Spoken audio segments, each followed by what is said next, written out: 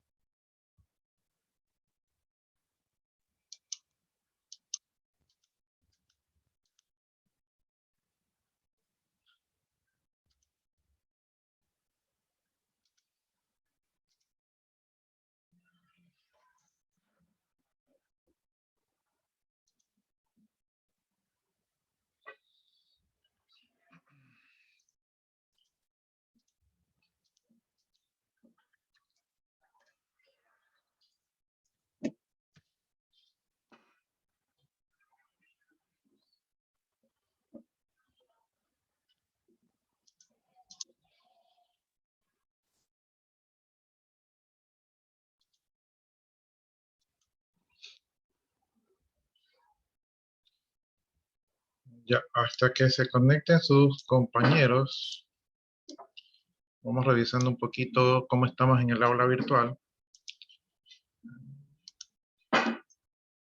Ya, entonces aquí en el aula virtual, pues como ustedes saben, está la guía de estudios donde tienen el material que estamos revisando. Entonces lo pueden descargar y revisarlo si quieren ir adelantando algo. ¿Qué más? Bueno, por acá tienen un pequeño cuestionario de la empresa que ya saben que lo pueden realizar varias veces, lo pueden repetir y coger la mejor nota.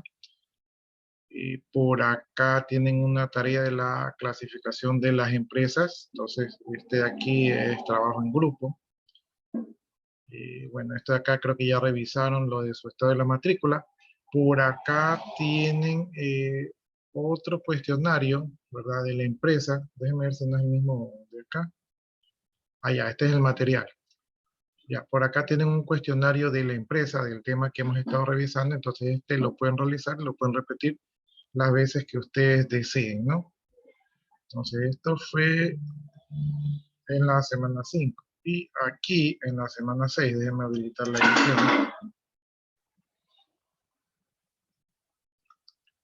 Aquí en la semana 6, esto yo se los habilité la semana pasada, pero por si no lo han visto, ¿verdad? Aquí tenemos un tema.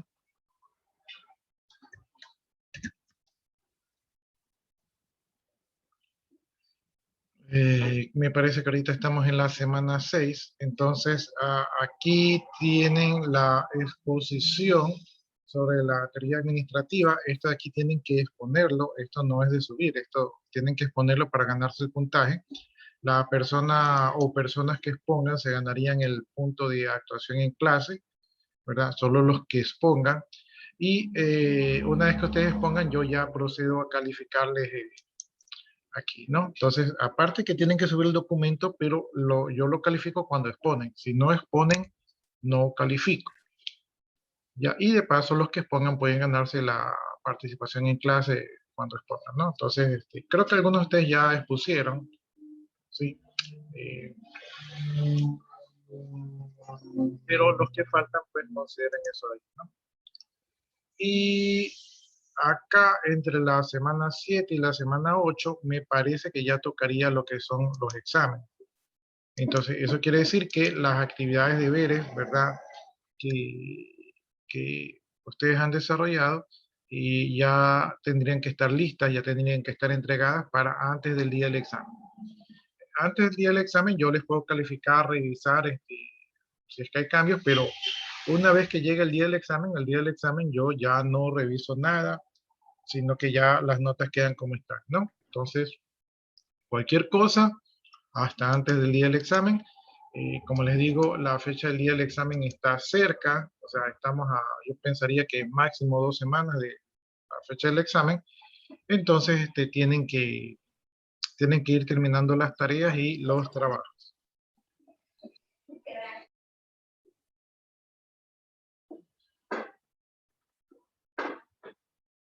No sé si alguno de ustedes tenga alguna pregunta, alguna inquietud.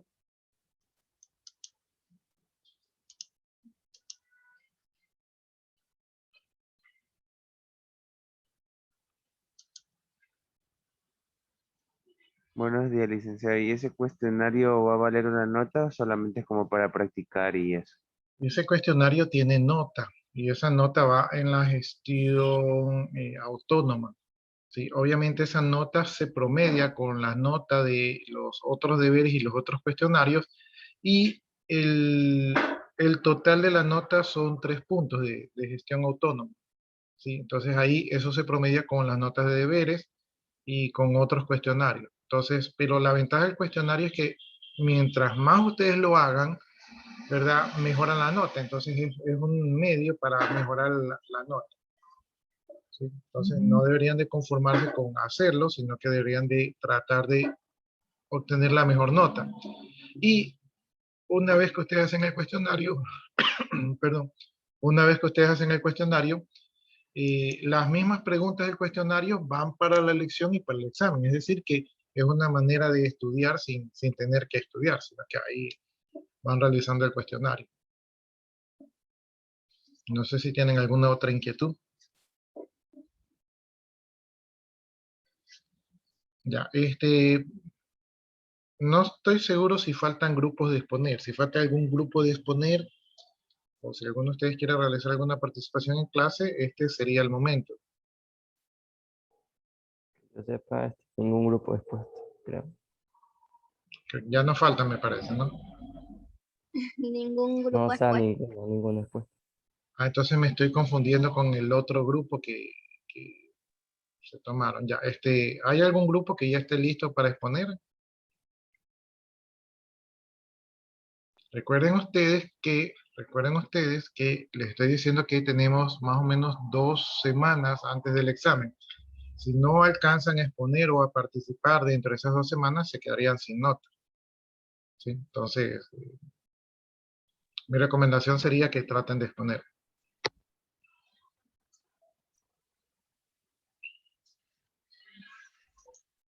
Ok, un minuto, profe. Recuerden que después el tiempo apremia. Ya, entonces hasta que ustedes se pongan de acuerdo, pues ya, aquí está el deber, ¿no? De la exposición. Y nosotros nos habíamos quedado, me parece que en ámbitos de actividad y de productos, estábamos viendo las clasificaciones de las empresas, habíamos visto algunos tipos de empresas, habíamos visto algunas clasificaciones de acuerdo a su actividad, de acuerdo a su naturaleza, de acuerdo a su tipo de activos. Entonces esto nos permitía conocer un poco las empresas. Y ahora vamos viendo las empresas en función de su actividad, ¿verdad? Tamaño, propiedad de capital, ámbito de actividad, destino a los beneficios y forma jurídica, ¿no? Entonces es otra manera de clasificar las empresas. Y la manera de clasificar las empresas es aplicando diferentes criterios. Por ejemplo, aquí se va a aplicar un criterio de la tipología, ¿verdad? Y dentro de la tipología, pues tenemos según su sector de actividad, o sea, según a lo que se dedica la empresa, ¿no? Y según el sector de actividad, las empresas se pueden clasificar en sector primario, ¿verdad? También se conoce como sector extractivo, y estas empresas basan su actividad económica directamente de la naturaleza, ¿no? Entonces, todo lo que depende directamente de la naturaleza, como son las empresas de agricultura, ganadería, caza, pesca, extracción de áridos, aguas minerales, petróleo, energía eolítica, etcétera. Todas estas empresas conforman lo que es el sector primario. O sea, si lo quieren ver desde un punto de vista, es obtener la materia prima directamente de la naturaleza. Y después de esas empresas tenemos las empresas del sector secundario o también denominada industrial, y son aquellas empresas que transforman la materia prima, es decir, no necesariamente la sacan directamente de la naturaleza, sino que obtienen esa materia prima y a partir de esa materia prima elaboran un producto. Entonces estas empresas son como por ejemplo la construcción, la óptica, la maderera, la textil, etcétera, etcétera, donde hacen un proceso, ¿verdad?, de la materia prima. Entonces, estos serían el sector secundario o industrial. Y tenemos otro sector adicional que es el sector terciario o también denominado de servicios. Y aquí están las empresas que se dedican a o utilizan la mano de obra, es decir, la capacidad humana para poder realizar trabajos físicos o también intelectuales. Y dentro de estas empresas también hay una gran variedad de empresas como lo son el transporte, los bancos, comercio, seguro, hotelería, asesoría, educación, restaurantes, etcétera. Todas estas empresas de aquí ofrecen servicios, ¿no? Entonces, este sería el sector terciario, ¿no? Entonces, tenemos sector primario y obtener los productos directamente de la naturaleza, sector secundario, de procesar esa materia prima para generar productos, y sector terciario es donde se enfoca más a la capacidad de la mano de obra para generar servicios, ¿no? Entonces, esta sería la clasificación según la actividad. Ahora, ¿cómo se clasifican las empresas según el tamaño, no?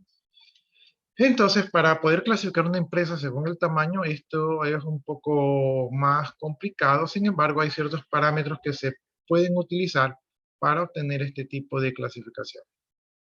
Entonces, las empresas se van a clasificar, o algunos de esos parámetros son según el número de empleados, ¿verdad? Según el tipo de industria, según el sector de actividad, según el valor anual de ventas, y esos son algunos parámetros para poder clasificar las empresas por tamaño. Entonces, como primera opción tenemos las grandes empresas. Estas grandes empresas se caracterizan por tener grandes capitales de financiamiento, es decir, tienen mucho dinero, generalmente tienen instalaciones propias, obviamente sale más barato, aunque no siempre. Sus ventas son de varios millones de dólares, ya quisiéramos nosotros tener una gran empresa. Tienen miles de empleados de confianza y sindicalizados. Es decir, cuando tienen un gran número de empleados, pues generalmente hay un área, un departamento que los representa y que negocia con la administración ciertos beneficios. Cuentan con un sistema de administración y operación muy avanzado y pueden obtener líneas de créditos y préstamos importantes con instituciones financieras nacionales e internacionales. Entonces, una gran empresa, pues obviamente maneja dinero, y los bancos saben que el dinero allí no va a dejar de fluir. Entonces, obviamente pueden hacer, ¿no? Por ejemplo, si a mí Nestlé, si yo soy un banco y Nestlé me presta dinero, pues yo le presto. Si de repente, qué sé yo, Kia Motors me presta dinero, pues yo le presto, porque sé que esas empresas mueven dinero. Entonces, a veces lo que quieren es un poco de capitalizarse para invertir, ¿verdad? Pero yo como banco no veo mucho mi dinero en riesgo. En cambio, si yo soy un banco y si alguno de ustedes, no es por menospreciarlos, pero eh, digamos que la mayoría de ustedes no tiene una gran empresa, ¿verdad? Incluido yo. Entonces, si a alguno de ustedes o a mí mismo le pedimos un préstamo al banco, el banco va a comenzar a decir, bueno, demuéstrame qué tienes para ofrecer, qué puedes hipotecar, cómo me vas a pagar, cómo son tus ingresos, dame un balance de, de estado de tu empresa para ver si te puedo prestar o no. Entonces, es más difícil para el resto hacer préstamos porque realmente no tenemos un capital que nos respalde. Bien, después de esas grandes empresas tenemos las medianas empresas. Aquí intervienen varios cientos de personas y en algunos casos hasta miles.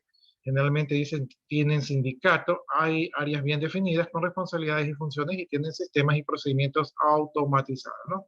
Entonces, una mediana empresa podría convertirse en una gran empresa. Están por buen camino. Como ustedes pueden ver, pueden tener cientos de personas también. Pueden tener sindicato, pero miran que dice que pueden, o sea, podría haber alguna empresa que no lo tenga. Tienen áreas bien definidas, es decir, todo el mundo sabe qué tiene que hacer y todo el mundo sabe cuáles son sus responsabilidades y funciones. Generalmente se ayudan con sistemas informáticos porque obviamente lo necesitan, ¿no? Entonces, aquí sería bueno también tener una mediana empresa, ¿verdad? Entonces, aquí en nuestro país, si hay medianas empresas, no nos quedaría mal tener una mediana empresa.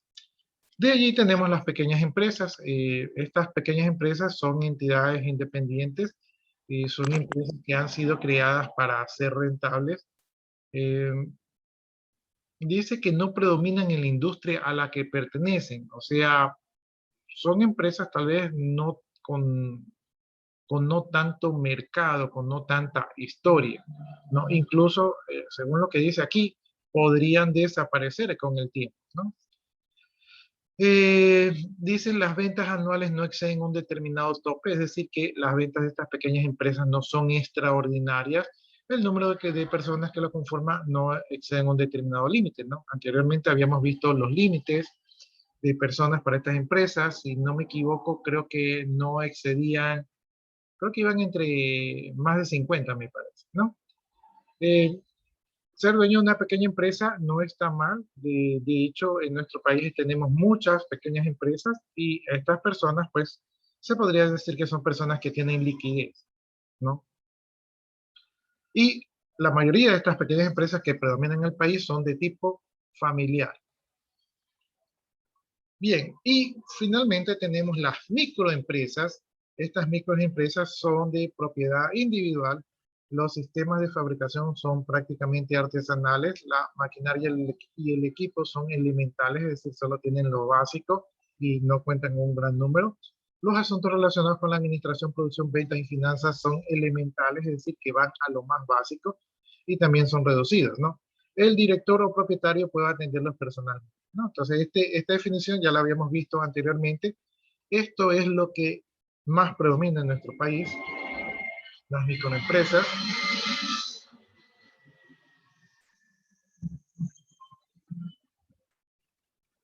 Y esto es lo que predomina porque digamos que todo el mundo trata de sobrevivir y hay muchos emprendedores que han creado sus microempresas.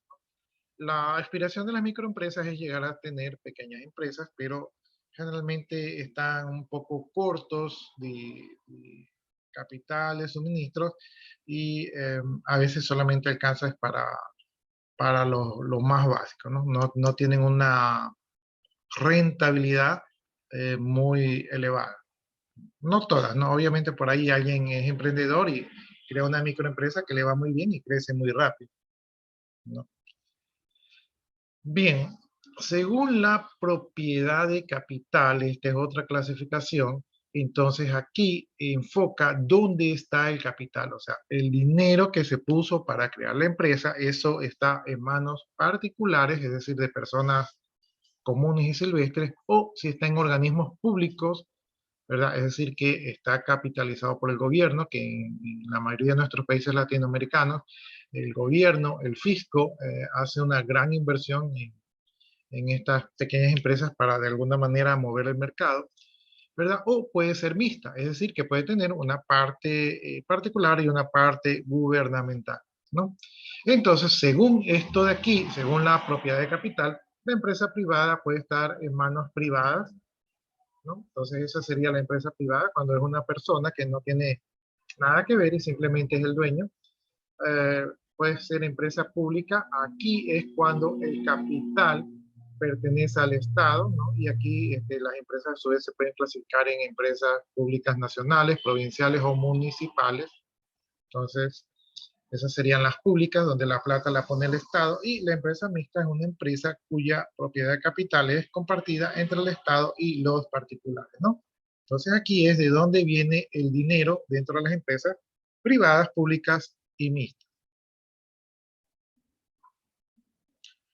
Bien, según el ámbito de la actividad, entonces aquí se refiere cuando se analizan las relaciones e interacciones entre la empresa y su entorno político, económico o social.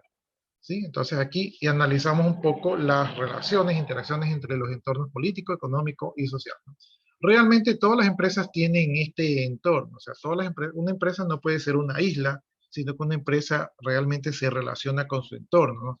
Y su entorno no es solamente los vecinos que viven por ahí cerca, ¿verdad? Sino que tiene que ver con su aporte a la sociedad, con políticas, ¿verdad? Sabemos que hay muchas empresas que participan mucho en las políticas, aunque son privadas, y también en lo económico. Muchas empresas mueven capital que empuja al país. Entonces las empresas no son aisladas, no son entes independientes, sino que se relacionan mucho con su medio ambiente, ¿no?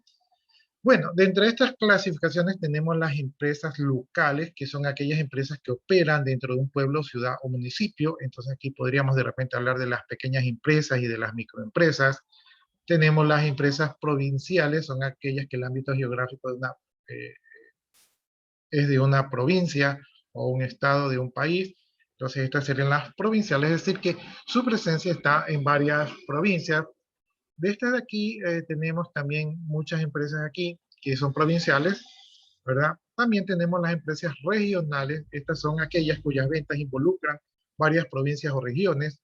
Por ejemplo, yo trabajé en una empresa que era regional, que vendía vehículos, ¿no? Entonces esta empresa vendía vehículos solo en la costa, ¿sí? ¿Por qué no vendía en la sierra? Porque resulta que había una casa internacional matriz, ¿verdad? Que daba los permisos para vender, porque cuando usted vende un producto, no lo puede vender sin el permiso de su creador. Entonces estos vendían vehículos, pero el permiso decía que solo podía vender en la costa, porque habían dividido el país en sectores, ¿verdad? Y entonces esta empresa solamente podía vender en la costa, y había otra empresa que podía vender solamente en la sierra, y había otra que podía vender solo en el oriente, ¿no?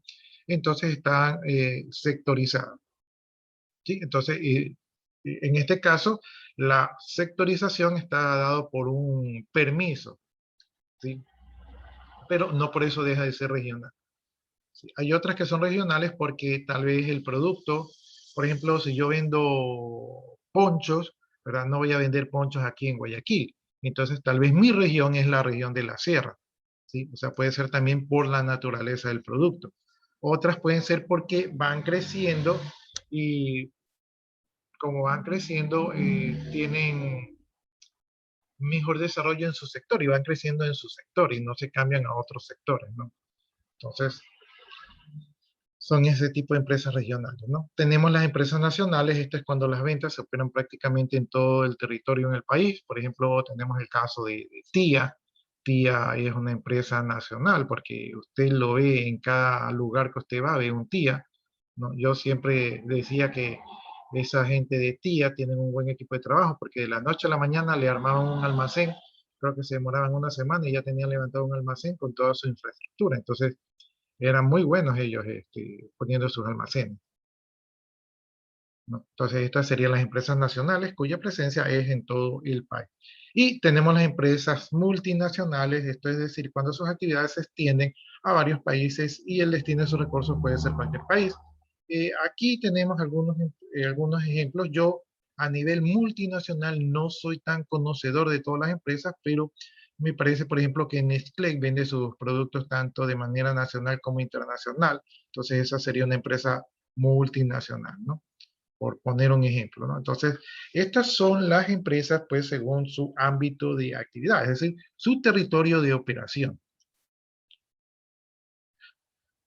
Bien, otra clasificación de las empresas, recuerden ustedes que ustedes tenían que hacer un trabajo de la clasificación de las empresas, entonces aquí una misma empresa puede ser pequeña empresa, puede ser local, ¿verdad? Puede ser privada, puede ser, ¿qué estamos viendo acá? O sea, puede tener varias clasificaciones. Entonces, cuando ustedes hagan su trabajo de una empresa, no la clasifiquen sola con una sola manera, sino que traten de ponerles más clasificaciones, ¿sí? Porque las cumple. O sea, una misma empresa puede cumplir varios tipos de clasificación. Bueno, según el destino de los beneficios económicos son lo que queda después de pagar todos los gastos, ¿verdad? A partir de los ingresos, y entonces ahí queda una utilidad, ¿no? Entonces, según el destino, o sea, según dónde va esa utilidad, las empresas pueden ser empresas con ánimo de lucro, estas son la mayoría, ¿verdad? Cuyos excedentes pasan en poder de los propietarios o accionistas, es decir, yo creo una empresa porque yo quiero que esa empresa me genere dinero y ese dinero me lo quiero, el dinero que quede después de pagar todos los gastos operativos, sueldos, salarios e impuestos, el beneficio que queda de eso allí, pues yo lo quiero para gastármelo, ¿no? Entonces esa plata es mía, entonces yo digo, yo hago una empresa porque yo quiero que el dinero que sobre, quiero gastármelo yo. Entonces esas son empresas con ánimos de lucro, ¿verdad? Cuyo excedente pues van a los accionistas o propietarios para que se gasten la plata. También tenemos otras empresas que son empresas sin ánimo de lucro. Estas empresas, los excedentes se vuelcan a la propia empresa para permitir su desarrollo. Es decir, que la utilidad que genera la empresa se invierte en la misma empresa para seguir operando. Podría ser, por ejemplo, empresas como la Junta de Beneficencia, ¿verdad? Cuyo objetivo es dar servicios, ¿sí? Sostener una serie de beneficios sociales. Entonces el dinero que generan estas empresas pues se quedan en la misma empresa, ¿sí? Entonces, no hay muchas, pero podría existir. Sí existen algunas, ¿no? Hay gente que forma empresas que simplemente tienen el ánimo de ayudar, ¿verdad? De alguna u otra manera, tipo fundaciones. Bien, ahora vamos a echarle otro ojito a estas clasificaciones de las empresas. Entonces aquí vamos a ver las empresas según su forma jurídica. Para esto de aquí resulta que nosotros tenemos una legislación, es decir, unas leyes, ¿verdad? Y estas leyes regulan las operaciones y actividades de las empresas eh, que de alguna manera están enfocadas a ayudar al desarrollo de la actividad y mediante la actividad pues ayudan al desarrollo del país, ¿no? Entonces, cuando uno funda una empresa, uno puede elegir la forma jurídica que va a condicionar esa actividad, ¿verdad? Y las obligaciones y derechos y responsabilidades que va a tener la empresa, ¿no? Entonces, en este sentido, cuando uno decide qué tipo de empresa va a fundar y según eso va a tener una responsabilidad y unos derechos que se tendrán que respetar. Los tipos de empresas que pueden entrar en esta categoría son las de unipersonal, ¿verdad? Esta unipersonal es cuando el empresario, propietario, persona tiene la capacidad legal para ejercer el comercio, responde, dice, de forma ilimitada con todo su patrimonio ante las personas que pudieran verse afectadas por el accionar de la empresa, ¿no? Entonces esta es la unipersonal. Es bueno porque usted responde por todo, pero es malo porque digamos que usted venda un producto y lamentablemente usted en la fabricación del producto pone algún químico caducado y con este químico afecta la salud de sus clientes, entonces sus clientes podrían demandarlo a usted y usted como dueño propietario, ¿verdad? Como único representante de la empresa, entonces a usted se va preso o a usted lo demanda, ¿sí? Y usted tiene que responder con su casa, con su carro de propiedad privada, porque usted es el empresario único que se involucró con todos sus bienes allí, ¿no? Entonces, una empresa unipersonal, yo no les recomendaría que ustedes se vayan por esa línea, porque cualquier problema que ustedes tengan con el fisco, con los clientes o con su actividad, ustedes van a ser los que van a responder de manera civil y penal, ¿sí? Entonces, no les recomiendo, pero la mayoría crea este tipo de empresas porque cuando uno recién comienza, pues uno responde con todo, ¿no? Pero ponen ustedes en peligro sus bienes. Tenemos las empresas de sociedad colectiva. En este tipo de empresa hay más de una persona, entonces los socios responden también en forma limitada con su patrimonio y existe una participación en la dirección y gestión de la empresa, ¿no? Entonces, esto es cuando las personas están más organizadas, usted participa con más personas, la responsabilidad no es solamente de ustedes y los socios ponen capital, ¿no? Entonces, aquí, si son 5 socios, pues los 5 ponen partes iguales para mantener a flote la empresa. Lo malo es que como son 5, pues no va a ser solamente usted quien tome la decisión, sino que los 5 van a tener que decir, está bien, hagámoslo o no. Entonces, sociedad colectiva, pues hay un poquito más de seguridad jurídica, pero la toma de decisiones puede ser un poco más dificultosa. O sea, ponerse de acuerdo, ¿verdad? Es un poco más difícil. Ustedes lo habrán notado porque ustedes cuando están con sus compañeros, ¿verdad? Y digamos que cuando ya son un grupo de 5 compañeros y uno dice, vamos a la fiesta y el otro dice, no, no vayamos, el otro dice, no, vamos mejor al cine, el otro dice, ya vayamos, pero vayamos más tarde. Entonces es difícil ponerse de acuerdo, ¿no? Ese es el problema con las personas y también es el problema en la sociedad colectiva, porque cada cual puede tener sus propios intereses. Bien, tenemos las cooperativas. En estas cooperativas dicen que no poseen ánimo de grupo y son constituidas para satisfacer necesidades o intereses socioeconómicos de los cooperativistas, quienes también a su vez son trabajadores y en algunos casos también proveedores y clientes de la empresa, ¿no? Entonces, si han escuchado ustedes las cooperativas de ahorro, pues simplemente son gente que se han organizado para ayudarse entre sí, ¿no? No hay ánimo de lucro allí, pero no sé si ustedes han escuchado muchas historias de gente que se benefician, ¿verdad? Con este tema de las cooperativas. Y entonces es un tema delicado porque siempre hay algún ambicioso por allí que de alguna manera quiere beneficiarse, ¿no? Entonces, eh, es buena manera para organizarse y tratar de buscar un bien común. Bien, tenemos las comanditarias, ¿verdad? Estos poseen, dice, 2 tipos de socios, poseen los colectivos y estos tienen las características de la responsabilidad ilimitada y los comandatarios cuya responsabilidad se limita a la aportación de capital efectuado, ¿no?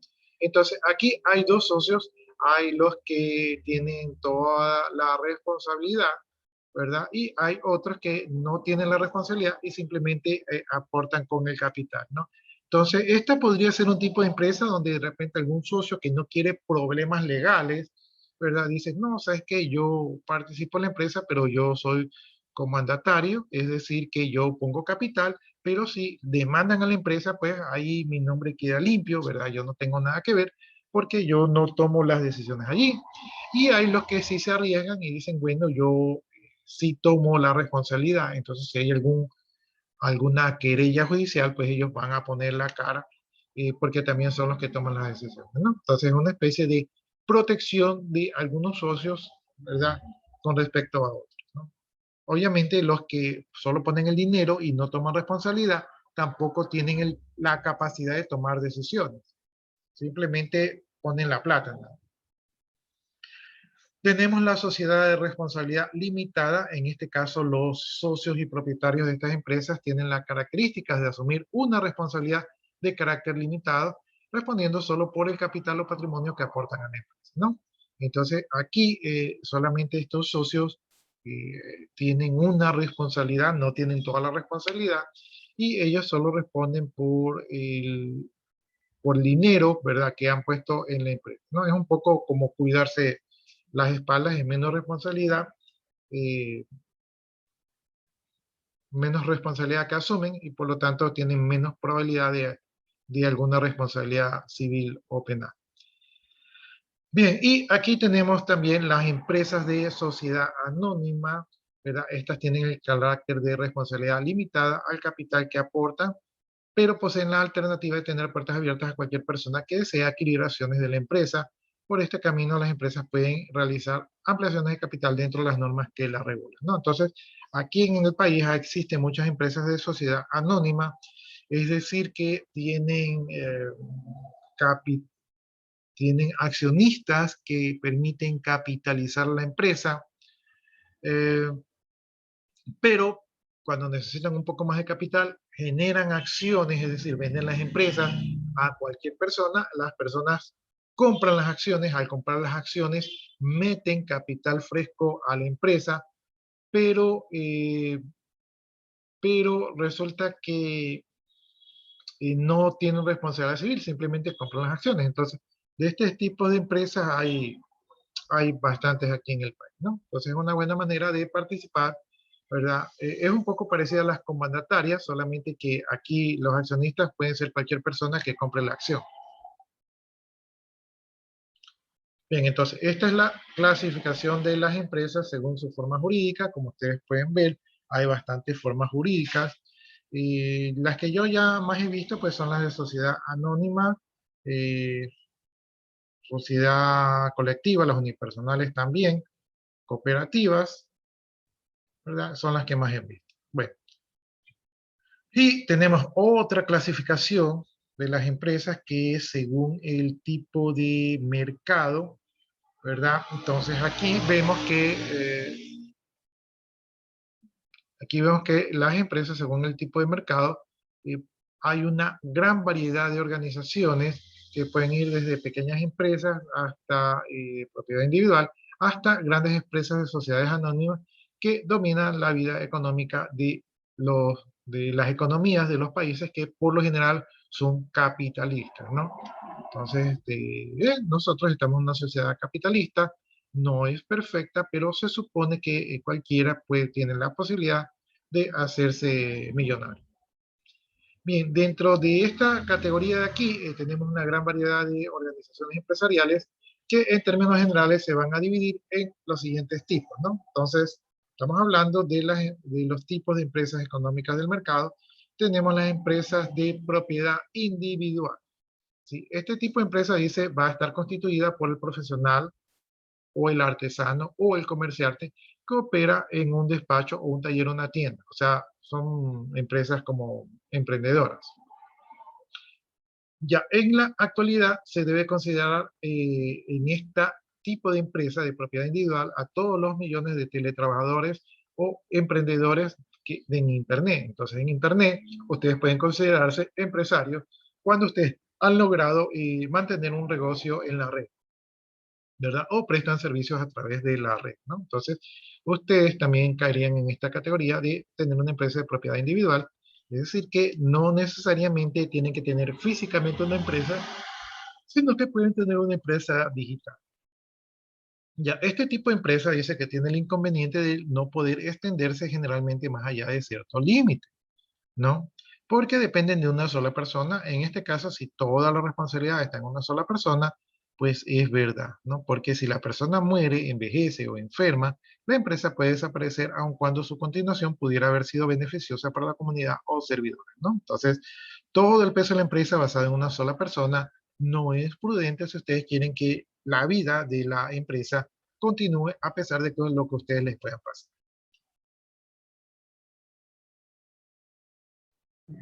Ya. Tenemos las empresas de sociedad colectiva. Esto es cuando dos o más personas se unen en una sociedad colectiva, en la cual cada uno acuerda aportar alguna parte del trabajo o del capital, ¿verdad?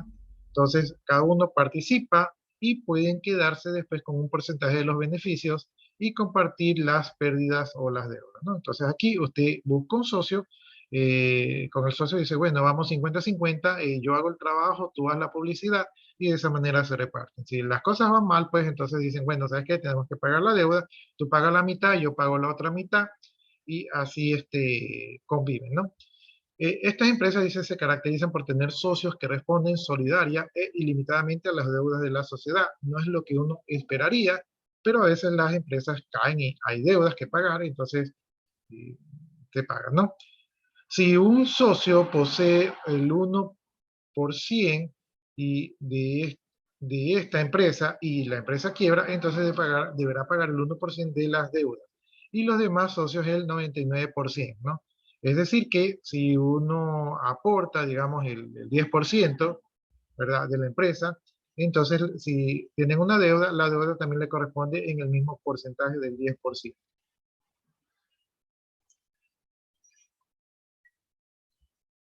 Ya, pero dice aquí, si los demás socios no pueden pagar, esta persona podría ser obligada a pagar todo, incluso que esto significara vender sus apreciadas propiedades para ellos, ¿no? Entonces, en la sociedad colectiva, a pesar de que hay una división, eh, la empresa tiene una obligación, ¿verdad? Y si hay uno de los socios que tiene poca participación de responsabilidad, pero los demás socios no pueden participar, y este socio tiene el capital, entonces la ley podría obligarlo a que utilice su propio capital para salvar a la empresa, ¿no? Entonces allí ya la sociedad colectiva ya no es tan atractiva, porque si nos van a quitar más de lo que nos corresponden, ya no es tan atractiva, ¿no? Dice, el peligro de la responsabilidad ilimitada y la dificultad de obtener fondos explican por qué las sociedades colectivas tienden a ser empresas pequeñas y personales, como las agrícolas, el comercio al por menor, y sencillamente son demasiado arriesgadas para la mayoría de las situaciones. Entonces, como ustedes ven, las sociedades colectivas no es lo más atractivo, ¿verdad? Es como ustedes quieren un socio y dicen, ya, participa, ya. Sí, si hay problemas, yo cubro la parte. Entonces, no hay una responsabilidad igual. Bien, después de eso tenemos las empresas de sociedad anónima, ¿verdad? Estas son empresas independientes, y estas empresas de aquí puede ser una persona, pero la persona que representa esta empresa no es una persona física. La persona que representa esta empresa es una persona jurídica, ¿no? Es decir, que la empresa como tal tiene un nombre, y con ese nombre puede comprar, vender, pedir crédito, producir bienes, servicios, firmar contratos, ¿verdad? Pero no es una persona física, ¿sí? Es una persona jurídica. Es como cuando ustedes van al banco digamos que vayan al Banco del Pacífico, ¿verdad? Y ustedes piden un cheque de la casa del Banco del Pacífico. Entonces, quien firma allí es el Banco del Pacífico, pero el Banco del Pacífico no es una persona, el Banco del Pacífico es una sociedad, pero el banco, como sociedad jurídica, puede firmar como que si fuese una persona. Y cuando usted va a demandar, usted no demanda a fulanito de tal, usted demanda al Banco del Pacífico. Y cuando usted reclama algo, usted le reclama al Banco del Pacífico, no le reclama a una persona. Entonces, eso es una figura jurídica, ¿no? Es decir, una empresa que tiene un nombre al cual usted con ese nombre compra, vende, ¿verdad? Y tiene responsabilidad civil, ¿no? Entonces, esto es un poquito más atractivo para los empresarios.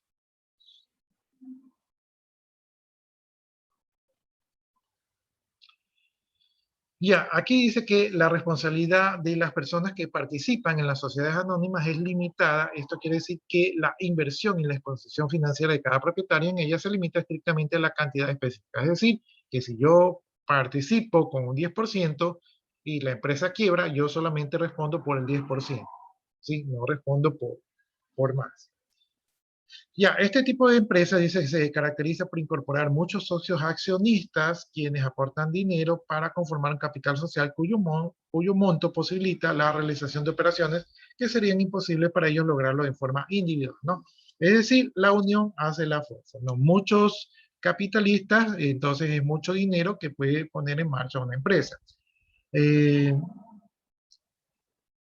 no sé, imaginémonos que ustedes quieren montar una empresa para vender vehículos, ¿no?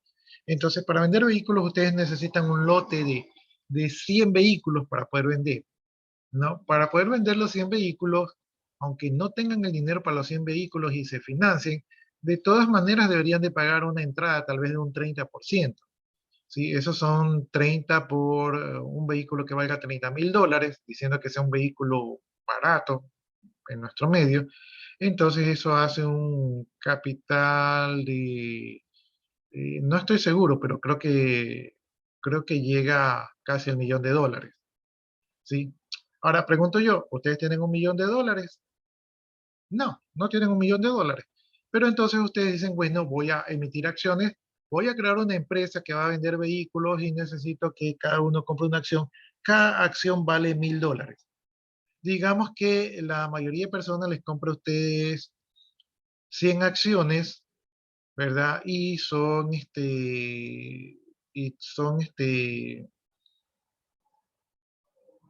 Creo que deberían ser como mil accionistas. Entonces, si 1.000 accionistas compran mil acciones, ¿verdad? Entonces ustedes ahí llegan al $1.000.000, ¿sí? Pero no necesitaron tanto capital, o sea, no necesitaron el $1.000.000 chan con chan, sino que agruparon un grupo que saben que el negocio es rentable y entonces cada cual participa con una parte del mercado, ¿no? Bien, entonces estos fueron los tipos de empresas según las economías del mercado: empresas de propiedad individual, sociedad colectiva, anónima.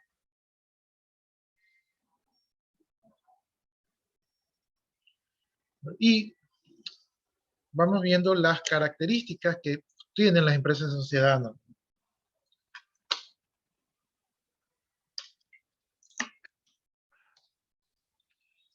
Dice, las características de la empresa de la sociedad anónima son, dice, el capital está representado por acciones. No sé si ustedes ahora con este boom del internet han escuchado invierte en acciones, no tengas tu dinero en el banco que genera interés, sino que compra acciones. Las acciones permiten ser dueño de una empresa. Yo, por ejemplo, yo tengo una acción del McDonald's, ¿sí? Y entonces yo digo que como yo solamente tengo una acción, ¿verdad? Yo soy dueño de una baldosa del McDonald's, ¿sí? Entonces yo siempre digo, yo soy dueño de una baldosa del McDonald's. Ya, ¿qué sucede con las acciones? Las acciones permiten a ustedes tener dinero ganando, o sea, sin ustedes hacer nada, ganan más interés porque las empresas tienden a crecer. Cuando las empresas tienden a crecer y son buenas, ganan valor, ¿sí? ¿Qué es lo malo? Que las acciones pueden subir, como pueden bajar. Como ustedes ya saben, por ejemplo, cuando ¿cómo se llama este jugador? Ronaldo, ¿verdad? CR7, cuando él rechazó la Coca-Cola, miren, por esa acción, las acciones de Coca-Cola perdían como 400 creo que fue, o 4, algo así, $4 billones cayeron las acciones. Entonces ustedes estaban ganando dinero y de repente perdieron, ¿sí? Por una cosa tan sencilla como que Ronaldo no quería tomar Coca-Cola en ese momento, ¿sí? Entonces las acciones cayeron, ¿no? Entonces, eh, ser dueño de las acciones implica que, si bien es cierto que usted puede ganar más que lo que gana en un banco, también es cierto que el día menos pensado lo puede perder todo, ¿no? Por ejemplo, algunos de ustedes han comprado los bitcoins. Los bitcoins son una manera, digamos así, de ganar dinero porque él siempre se está revalorizando. Sin embargo, creo que hace unos meses el Bitcoin cayó, ¿verdad? Y muchas personas que compraron, digamos que compraron en 50.000, esperando que llegue a 80.000, y eso cayó a 36.000, entonces perdieron dinero. Entonces, el tema de las acciones puede permitirles ganar mucho dinero y también perder, ¿no? Aquí en el Ecuador, por ejemplo, la gente compra acciones de Coca-Cola, acciones de Holcim, que son empresas fuertes. Acciones de Nestlé. Cuando usted compra acciones de una empresa fuerte, esa empresa, por más que haya crisis, va a sobrevivir, ¿sí? Porque saben hacer las cosas y saben sobrevivir. Entonces, usted comprando acciones de empresas fuertes, usted garantiza que esas acciones van a ganar dinero en función del tiempo. Ingeniero, una pregunta. Dígame. Si yo en tal caso, supongamos que tengo una empresa, y por tal motivo yo tenga muchas acciones, y si yo me llego a desaparecer, qué sé yo, por A, B o motivo, esas acciones pueden generar más ingresos. Si usted llega a desaparecer, ¿de que se va del país huyendo o de que se muere? A ver, no, o sea, le pongo un ejemplo ya. Ajá, Es como que yo me metan preso. ajá. Entonces, como mis acciones están todavía ahí, como yo soy el dueño, en un momento que yo salga en libertad, durante tanto tiempo, unos 5 años, 6 años más o menos, esas acciones que quedaron ahí cogen, o sea, ya valdrían más de lo normal. En ese tiempo cogieran más, Eso, como ese, eso depende de la naturaleza de la empresa. Si la empresa es una empresa en crecimiento, ¿verdad? Y usted es un simple accionista, es decir, que su presencia no involucra que la empresa suba o baje. Por ejemplo, cuando Steve Jobs creo que lo asignaron a una empresa, las acciones de la empresa subieron, ¿verdad? Y cuando Steve Jobs ya desapareció, pues entonces las acciones comenzaron a bajar porque se entendía que había un genio, ¿verdad? Detrás de la empresa. Entonces, si usted es ese genio de la empresa y le va a hacer falta a la empresa, obviamente las acciones pueden bajar. Pero si usted es un simple capitalista, donde no lo conocen usted en la empresa y nadie en el mundo sabe quién es usted, y la empresa hace bien las cosas a pesar de la falta de su presencia, entonces las acciones pueden subir, ¿no?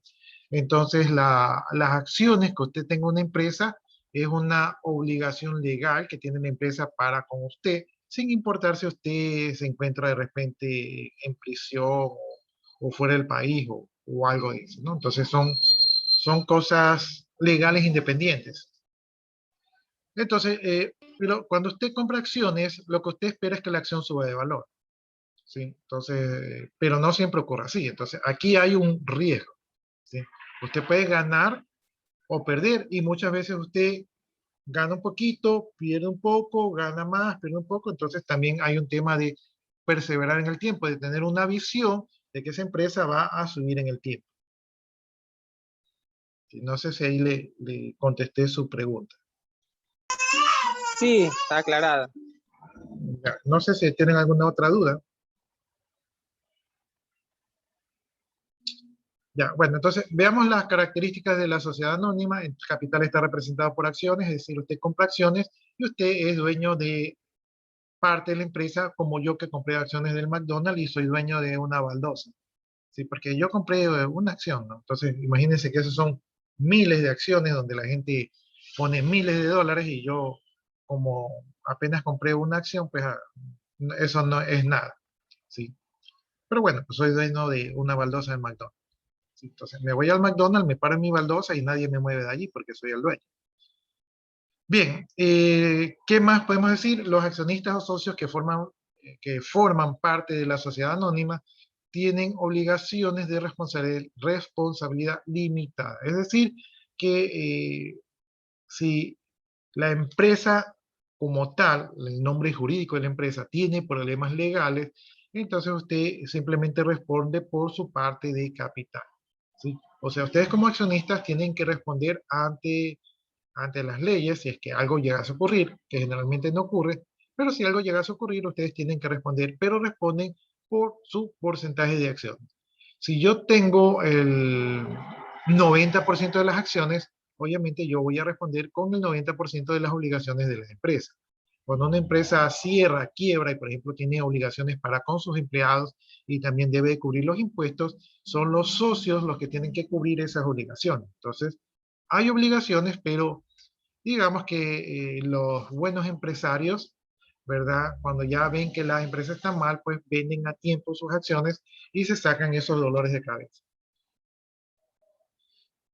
Bien, dice, son estrictamente sociedades de capital, es decir, el número de sus accionistas es limitado, ¿sí? Y, bueno, esto no siempre se cumple, dice. El número de sus accionistas es limitado, esto le permite reunir y utilizar capitales de muchas personas. Entonces, son sociedades de capital donde la gente se reúne, pone dinero y con ese dinero ponen en marcha un movimiento, un motor, ¿no? Por ejemplo, yo les digo, ¿saben qué? Hagamos una empresa de sociedad anónima, ponemos capital y con esto de aquí vamos a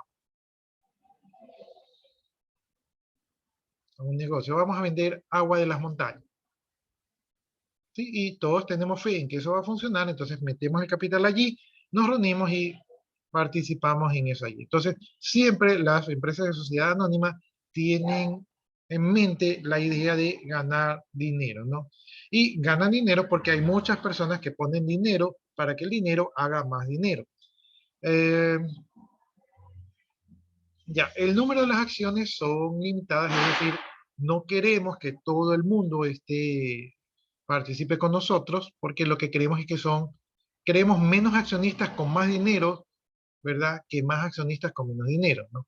Ahora, hoy en día hay oportunidades que permiten asociar a muchos capitalistas para invertir, ¿verdad? Hay herramientas que permiten aprovechar el dinero minúsculo de la mayoría, entonces van reuniendo muchos pequeños capitalistas, aman un montón, y hacen una figura de un capitalista fuerte, pero realmente es la suma de pequeños capitalistas. Son herramientas financieras que se van creando en la sociedad para tratar de aprovechar el dinero.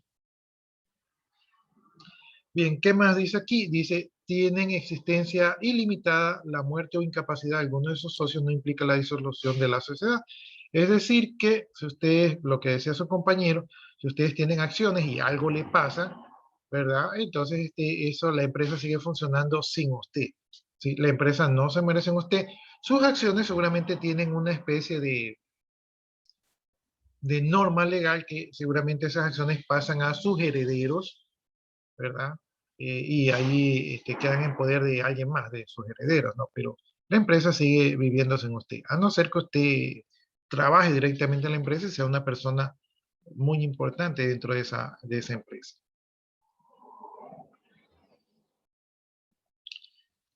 La razón social debe ser adecuada al objeto para el cual se ha constituido, no se designa con el nombre de los socios. Es decir, por ejemplo, la razón social de la empresa es lo que hacen. Por ejemplo, si yo les dije que íbamos a vender agua de la montaña, de repente la razón social podría ser agua de la montaña, ¿sí? Entonces, el nombre describe a lo que nos dedicamos, que es a vender agua de la montaña. Entonces, la razón social tiene que ir acorde a eso. Nosotros no le podemos poner, por ejemplo, no sé, de repente agua pura, no corresponde. De repente si le ponemos la razón social el mejor producto, como que no corresponde, ¿no? Entonces la razón social tiene que de alguna manera describir un poco el objetivo de la empresa, ¿no? Y no se puede designar una empresa con nombres propios porque no aplica, ¿no? Hay empresas como por ejemplo como la Ford, como la Yamaha, ¿verdad? Como unas empresas que cuando comenzaron tuvieron el nombre de la persona que las creó, pero después se convirtieron en sociedades anónimas y mantienen el nombre por un tema de marca, ¿sí? Pero ya no son empresas unipersonales, sino que ya son empresas de sociedad anónima, ¿no? Incluso son empresas que comenzaron familiares y que después ya no son familiares, sino que probablemente los familiares aún mantienen la mayoría de las acciones, pero ya participan personas con aportes de capitales independientes, ¿no? Entonces se convirtieron en empresas anónimas. Bien, según Samuel Nordhaus, en las economías de mercados avanzadas, la actividad económica se encuentra en su mayor parte en las sociedades anónimas privadas, ¿no? Entonces, esto yo les decía que la mayoría de las empresas son sociedades anónimas, empresas que ya son empresas, eh, porque allí tienen menos riesgos, ¿verdad? Son más rentables y tienen menos utilidades y la mayoría de estas empresas están capitalizadas y esos accionistas lo que decían pues es que es vender, ¿no? Bien, las empresas, dice, las empresas que predominan por sus números son las más pequeñas, pero las que dominan las economías por sus ventas y activos, ¿verdad? Y poder político y económico y volumen de su nómica y empleo son las grandes sociedades anónimas, ¿no? Entonces, si ustedes ven en el país, van a darse cuenta que hay muchas microempresas y pequeñas empresas, son empresas familiares y son empresas personales, ¿verdad? Son las que predominan en el mercado, son las que hay miles y miles, pero quienes se llevan la plata, quienes se llevan el mercado, son las grandes empresas anónimas, ¿no? Por ejemplo, si yo fabrico mi propia marca de cerveza, probablemente pueda vender una Javita por aquí en el barrio, pero no puedo competir con la Pilsener que vende a nivel nacional e internacional. ¿sí? Entonces, esa es una gran empresa que se lleva todo el mercado. Entonces, yo puedo, ¿verdad? Y muchos de nosotros nos podemos dedicar a tener nuestras microempresas, pero nuestro, nuestro volumen de rentabilidad, nuestra utilidad es mínima en comparación con la utilidad que generan las grandes empresas anónimas, ¿no? Entonces, estas son pocas, pero son grandes, saben hacer su negocio y obviamente tienen influencia, ¿sí? Seguramente muchas de las políticas e impuestos que no se aprueban en el país tienen que ver porque estas empresas, algunas veces, por ejemplo, ahí está la corporación Novoa. La corporación Novoa logró en su momento, logró poner legisladores, ¿verdad? Y estos legisladores obviamente pues cuidaban de que las leyes que se aprobaran no perjudiquen a sus empresas, ¿no? Entonces las empresas pueden llegar a tener poder político, influencia política. Por ejemplo, si yo soy una gran empresa, yo puedo conversar con las alcaldías para que les digo, ¿sabes qué? Te patrocino tu actividad, tu carrera, pero promocionan, ¿no? Entonces, este tipo de cosas ocurren mucho en nuestras sociedades. Entonces, las empresas tienen poderes, ¿no? La mayoría de los empresarios se conocen entre sí, dialogan entre ellos, dialogan con los políticos y con las autoridades y tienen mucho poder de influencia, ¿no? Entonces, es el poder del dinero, jóvenes. Bueno, preguntas, inquietudes.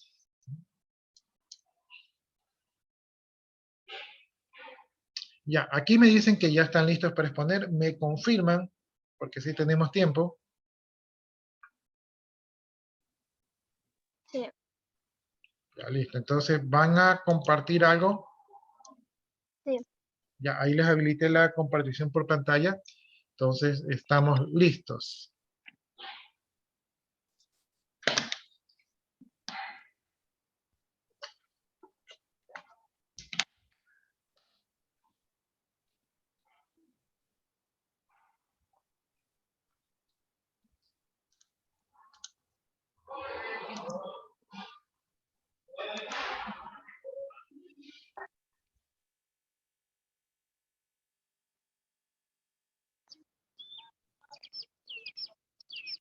Bueno, ok. Buenos días con todos, profesor, compañeros presentes. Me presento, soy el estudiante Yossin Miguel Vera Jurado, integrante del grupo A, y cuyo grupo también está conformado por mis compañeros Christopher José Paredes, Dixon Lamilla Rugel, y mis compañeras Espinosa Rega Yomaira, Morán Roquillo Nayeli y Maite Monteoca. Bueno, el tema que se nos asignó, que nos tocó, ¿no? Es sobre la teoría clásica o tradicional. Bueno, esta teoría en sí es una teoría que no contradice mucho, ¿vale? Pero sí aporta en el desarrollo de las organizaciones, ¿vale? ¿Y en qué contradice? Pues contradice mucho lo que es la teoría científica, que es una teoría desarrollada por Taylor, ¿vale? Bueno, yo empezaré a hablar sobre lo que son los orígenes de la teoría clásica. Bueno, la teoría clásica fue impulsada o desarrollada principalmente por el francés Taylor, perdón, el francés Faylor, ¿vale? O también conocido por su nombre completo, Jules Harley Faylor Lemaitre. Faylor nació en Francia el 29 de julio de 1841 y falleció el 19 de noviembre de 1950, perdón, de 1925. Faylor es considerado como el padre de la teoría tradicional. Ya, y lo que hizo en sí fue publicar sus obras o sus conocimientos sobre esta teoría, sus aportes, en su libro, su obra conocida como The Administration Industrielle et Générale, que es en francés. Bueno, traducido al español es como decir Administración Industrial y General, o Administración General e Industrial. Bueno, Fayol No era el único que hizo aportes sobre esta teoría. Habían dos exponentes, dos impulsores más, dos autores. Estos son Luther Gulick y también Lyndall Ulrich. Lyndall fue un consultor de negocios y uno de los pensadores más influyentes del Reino Unido. Él nació el 3 de marzo de 1891 en Malvern, en Reino Unido, y falleció el 5 de diciembre de 1983 en Australia. En sí lo que hizo fue influir mucho más en esta teoría, en la teoría de Filo. Ya. Luther Gulick, él nació el 17 de enero de 1892 en Osaka, Japón, y falleció el 10 de enero de 1993 en los Estados Unidos, en Walden. Luther era un pictólogo estadounidense y profesor de Ciencias de Administración Municipal en Aston, en los Estados Unidos, de Columbia. Universidad de Columbia, perdón, de los Estados Unidos. Luther, ¿de qué manera aportó esta teoría? Pues bueno, lo que hizo fue ampliar las 5 funciones que había planteado Filo. Y las amplió de esas 5 que habían, la amplió a 7. ¿Y cuáles son de esas 2 que amplió? Pues tenemos a la función de informar o reportar y la función de presupuestar. La función de informar o reportar verifica el progreso a través de los registros de la investigación e inspección. Y además asegura de que todas las funciones se realicen correctamente para poder tomar acciones correctivas. Y la última función, la sexta función, la de presupuestar, son todas las actividades que una compañía, todas las actividades que acompañan el presupuesto, la planificación, la contabilidad y el control. Gracias.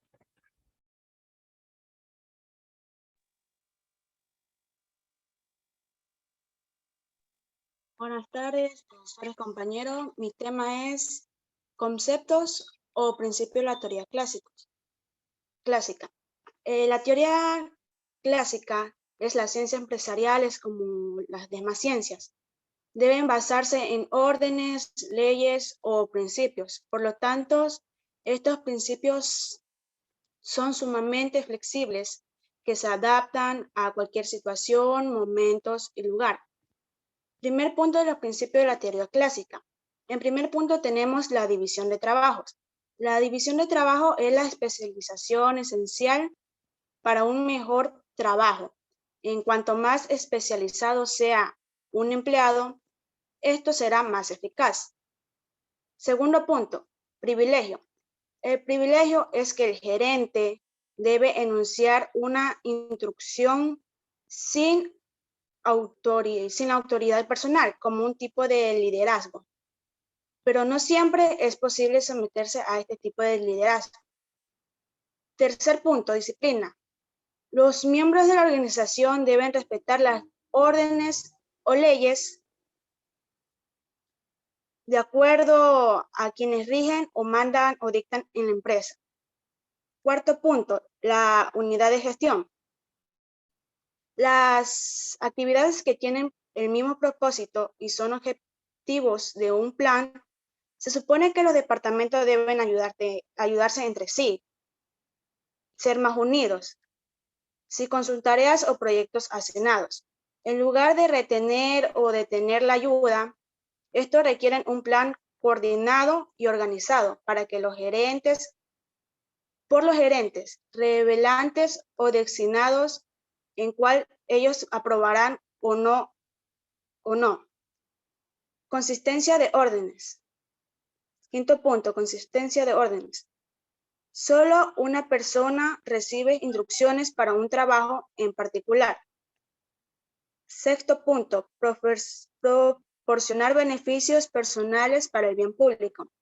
Digamos que en todas las empresas los empleados deben tener un interés principal o fundamental en la organización. Séptimo punto, compensación. La compensación debe ser justa, tanto como para los empleados como para los contratantes, una igualdad, digamos, algo así. Octavo, centralización. Fayol cree que los gerentes tienen la última responsabilidad, la última palabra que digamos, pero los empleados deben tener la autoridad suficiente para hacer un trabajo de una manera ordenada, justa y correcta. Noveno, cadena escalar. Es el flujo de la autoridad organizacional desde la dirección primaria hasta la base de la empresa. Décimo, liderazgo. Cada individuo o empleado debe ocupar el puesto que más les convenga o el que más encaje. 11, equidad. El director tiene que ser amable y razonable con sus empleados. 12, estabilidad de empleados. La baja revolución de los empleados es una forma más práctica de ser eficaz en una organización. 13, la iniciativa. Los empleados deben de tener una libertad de expresión para ejercitar pensamiento, incluso si cometen errores ocasionales.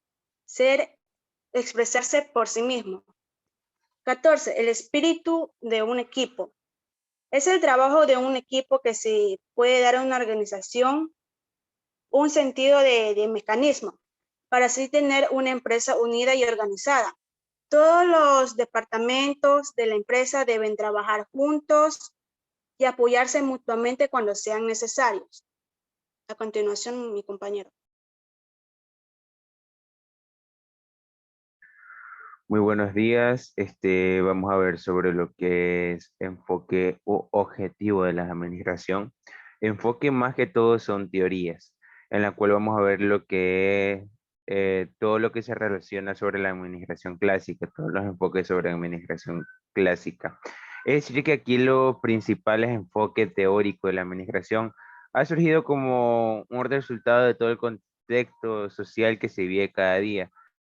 Tanto surgen como los factores económicos, sociales, tecnológicos y culturales, que es lo que más se ve hoy en la actualidad, en la cual existen diversos enfoques teóricos en la administración clásica que son casi parecidos, casi iguales, son relacionados, entre los cuales se encuentra la teoría científica de la administración, la teoría clásica de la administración, la teoría de las relaciones humanas, la teoría científica del comportamiento, la teoría de los sistemas, la teoría burocrática y entre otros.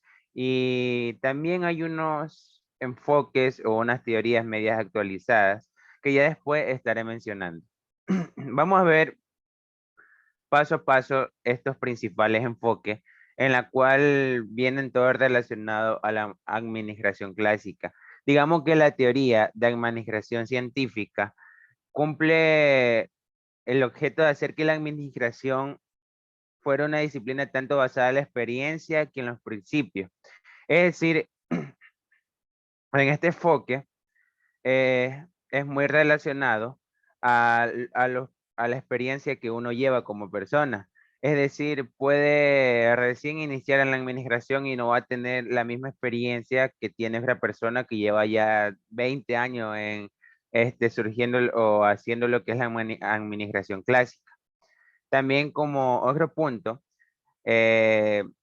un exponente principal de la teoría científica, de la teoría científica, se llama Frederick Taylor, quien especifica que el aumento de la productividad se logra con una mayor eficiencia en la producción y en la aplicación del método científico. Otra teoría clásica de la administración es la famosa teoría clásica de la administración, también denominada tradicional, o algunos le dirán tradicional o antigua. Se enfoca en identificar la función administrativa y en establecer los principios administrativos. Es decir, especifica las funciones y los principios universales. Al mismo tiempo establece los principios si son intangibles o afectan en la conducta en la parte de la administración.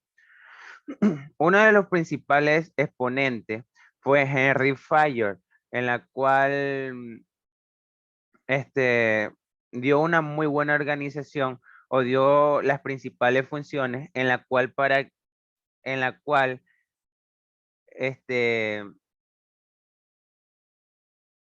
estas funciones iban a ayudar a mejorar lo que es la administración clásica tradicional. Una de esas funciones eran funciones técnicas, funciones financieras, funciones de seguridad, función administrativa, función comercial y función de gerencia, en la cual todas estas funciones encajaban todo lo que era administración clásica y tradicional y hacían una muy buena administración, en la cual Harry Fire, que es otro exponente muy conocido en la parte de administración tradicional, estableció los siguientes principios de la administración: división de trabajo, autoridad, disciplina, unidad de mando, unidad de dirección, subordinación del interés particular al interés general, remuneración del personal, centralización, jerarquía, estabilidad del personal, más que todo la iniciativa, la unión del personal, es decir, que todos tengan una muy buena comunicación,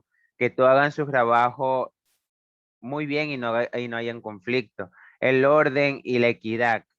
Esas son las principales especificaciones que Henry Fayol dio para triunfar en la parte de administración tradicional. Vámonos con otra parte que dicen que hay una teoría de las relaciones humanas.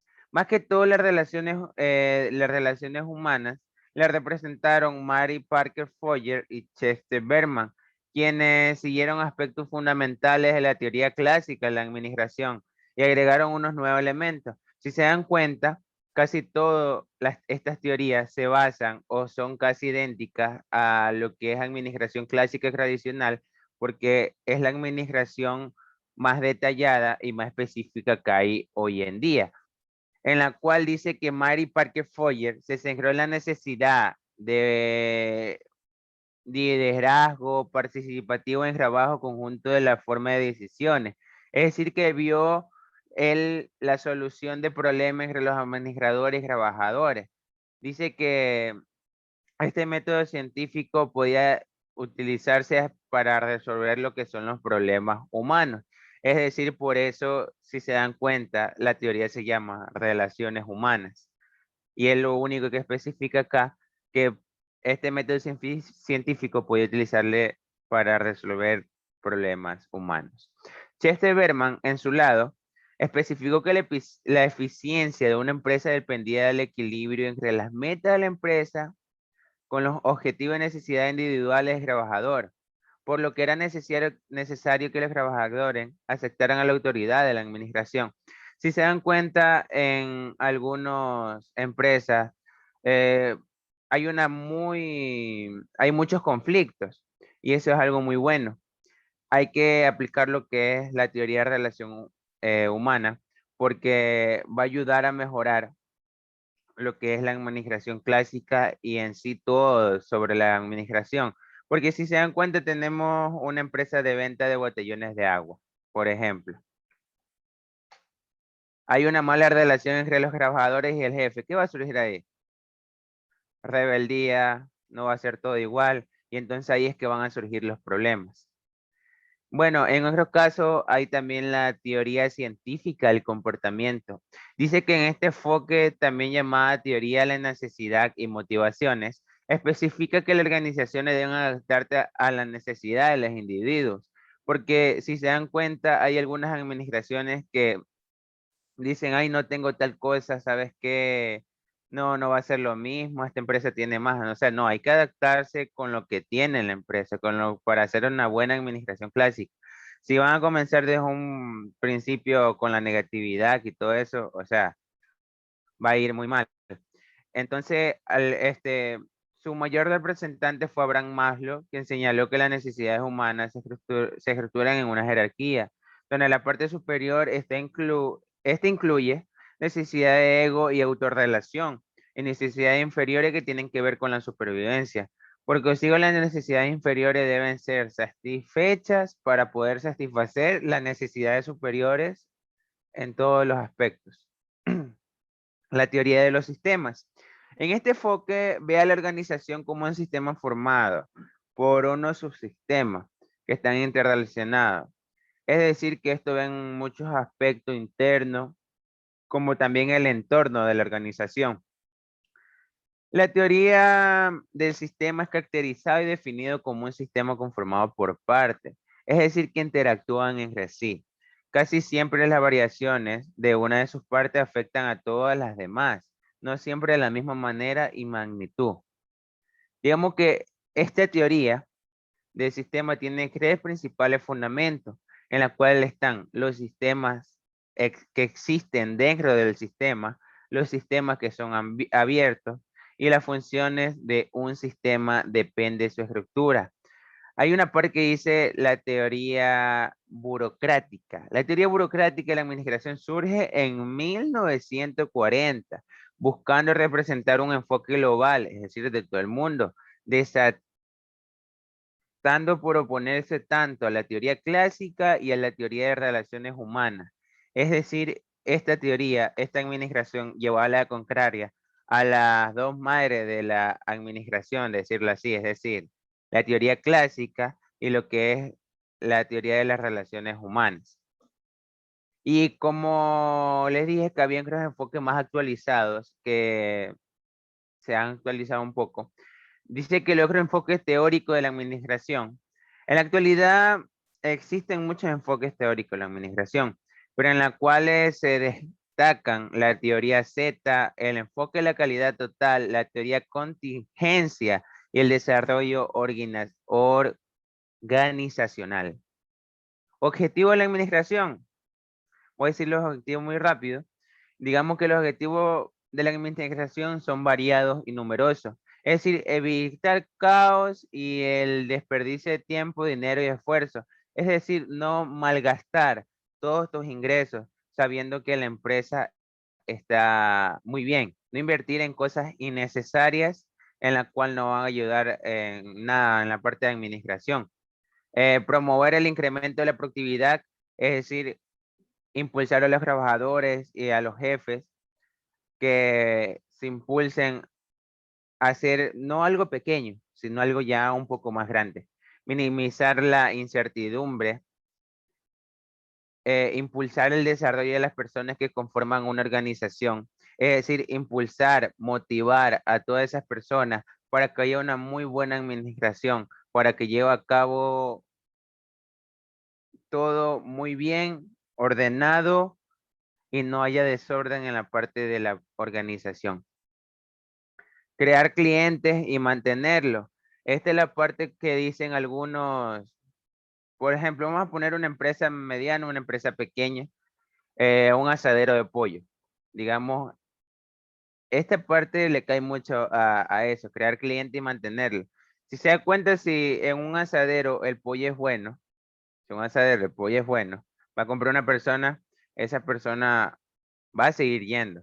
Y también, quién sabe, porque también varía bastante por los precios. Entonces, eso es lo que se refiere esta característica, que o sea que consiste en suministrar los bienes y servicios deseados al consumidor a un precio que esté dispuesto a pagar.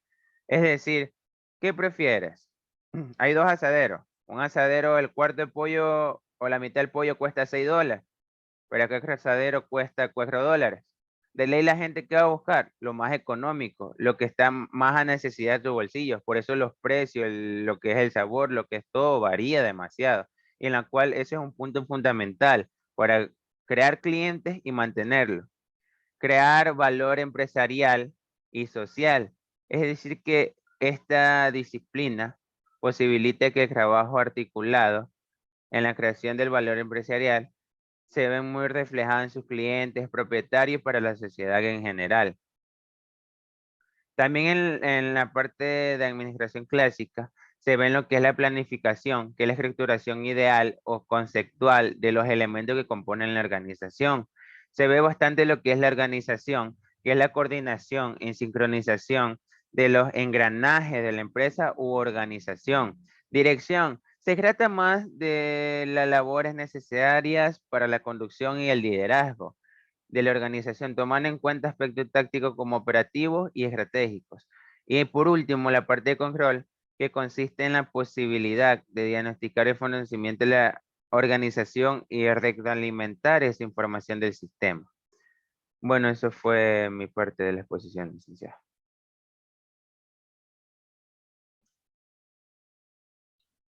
¿Falta alguien más? Sí, mandamos 2 todavía.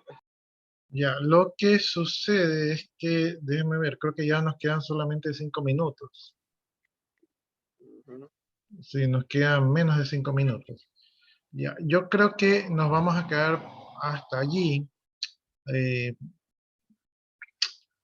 Hasta el momento, o sea, hasta el momento lo que han hecho, a ver, primero que nada, pongan lo que ya expusieron, pónganme allí en el chat participación en clase. Y también pónganme el grupo que me parece que es el grupo A.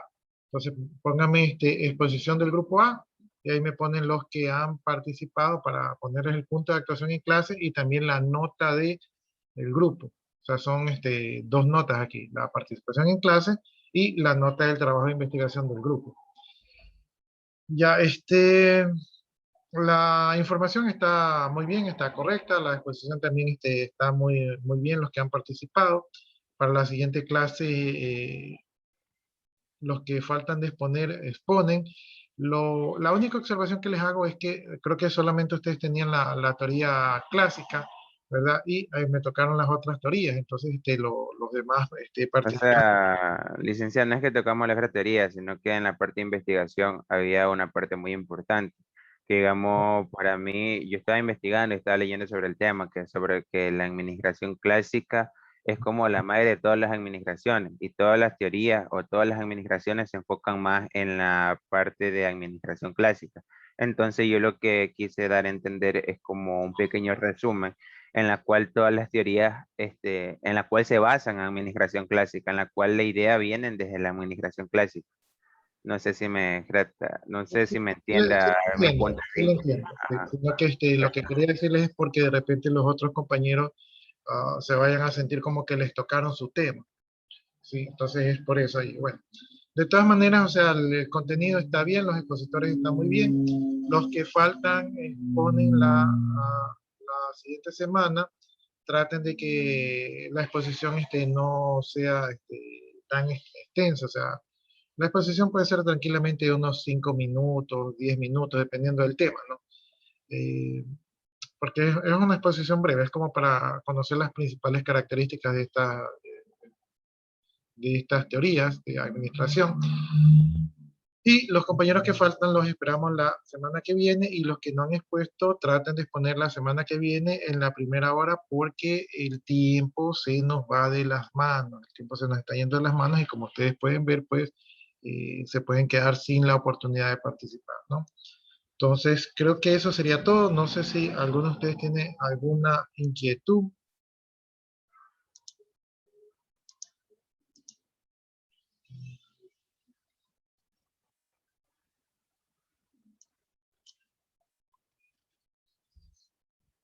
¿Tienen alguna inquietud? ¿No? Ya, entonces si no hay más inquietudes, yo voy a copiar la asistencia aquí desde el chat. Y una vez que termine de copiar la asistencia, daríamos por terminada la clase para que ustedes se conecten a la clase que vienen y yo también porque justo tengo un grupo de la otra materia, ¿no? Ahí estoy copiando una asistencia de última hora.